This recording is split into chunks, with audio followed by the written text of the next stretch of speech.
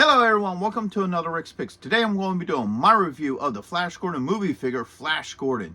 So what I'm going to be doing is I'm going to take a look at him in packaging, then I'm going to take a look at the figure and his accessories, and then I'm going to give you my thoughts on him. Also this week I'm going to be doing reviews on Ming the Merciless and Bolton. So check those videos out as well. And if you like any of these videos, go ahead and check out my horror and sci-fi playlist and hit that like, share, and subscribe buttons. They're small clicks for you, but it really helps this channel grow. So without any further ado, let's get to the review.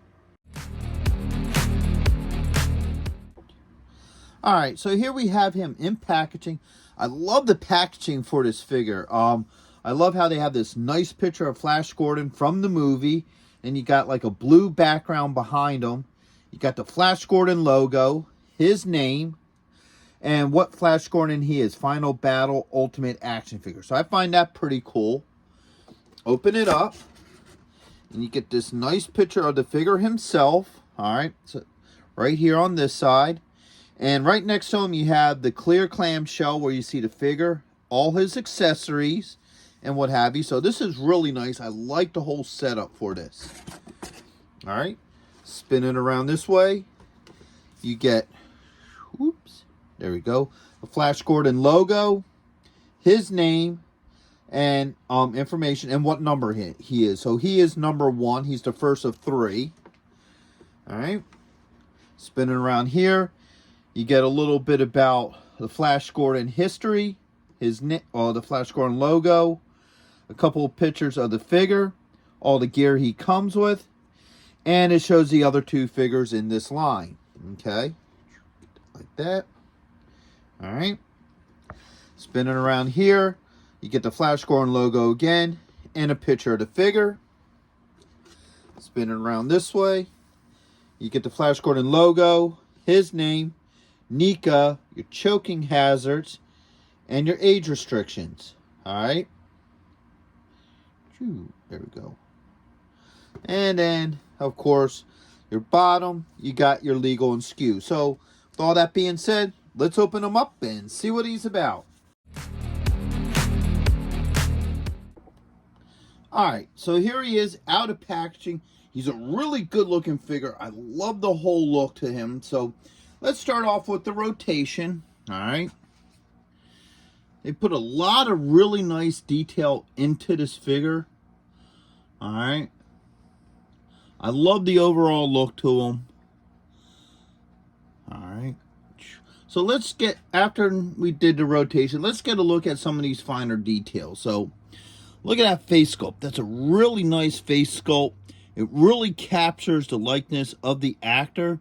Now this shirt here isn't part of the body. This shirt is actually a rubber that they put over the body, which is really nice. So you get this really soft, rubbery feeling to the shirt. It also gives you the gaps in between. So you don't have, like a lot of times when clothing is molded on, you don't get these little gaps like how a shirt would fit. You know, you just get a line across there. So that's really interesting that they actually gave him a rubber shirt. Okay. So let's start looking at some of his points of articulation. So his head is on a ball joint. You got a shoulder joint. All right. There it goes. You got an elbow joint. Now this elbow joint is weird because the way how they did it, you get this little extra piece here. I think they're trying to hide the joint. So you get this. It isn't really a bad thing, but it does look a little awkward to me. All right. The fist moves. All right. So you got a wrist joint. All right. Let's get these arms up in the air. You got a torso joint here. All right. You also got a thigh joint, a knee joint, and you also have an ankle joint. All right. So the ankle does move. All right.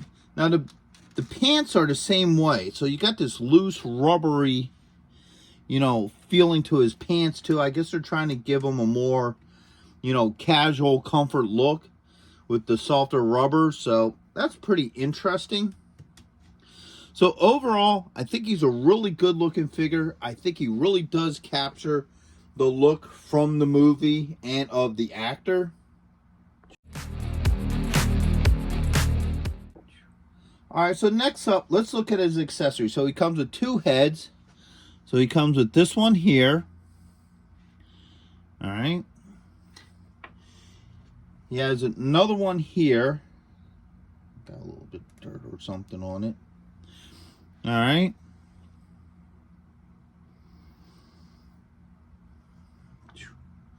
He comes with three extra hands. So he comes with a trigger hand. Alright. And two what looks like holding hands. So he has this one here. Alright. And then he has this one here. Alright. He comes with the iconic sword. Alright.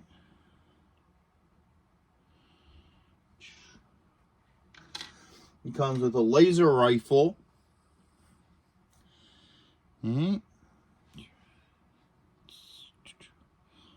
Like that. Alright.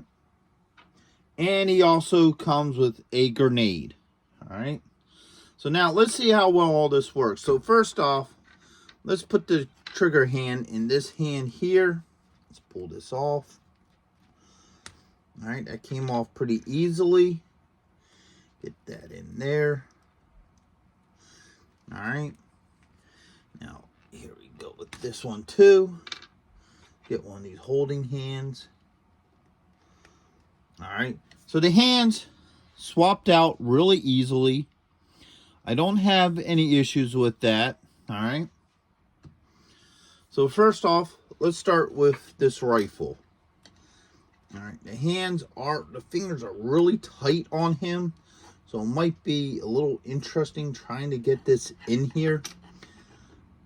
Alright, I can get that hand to open up just a little bit. Maybe if I work the thumb a little bit more. Alright, there we go. Alright. So there we go. The rifle fits in. Alright, no issues. I had to move the fingers around a little bit. But for the most part, it works. Now, let's see if we could get, an over-under hold. Alright. Let me maneuver this thumb a little bit. Maneuver this hand open. Alright. Boom. Alright. So now, you can also get them to hold it sideways like this, which is really nice. It works really well for the figure. And you could definitely get a good hold out of it. I like that a lot. Alright. So the gun works really well with them. I definitely don't have any issues with that. Alright. So let's get this out of here. Alright. Get that gun off of there. Alright. Matter of fact, let's swap out this hand. Because these hands switch out really easily. So we're going to give him the other holding hand. Alright, so now we could do the sword.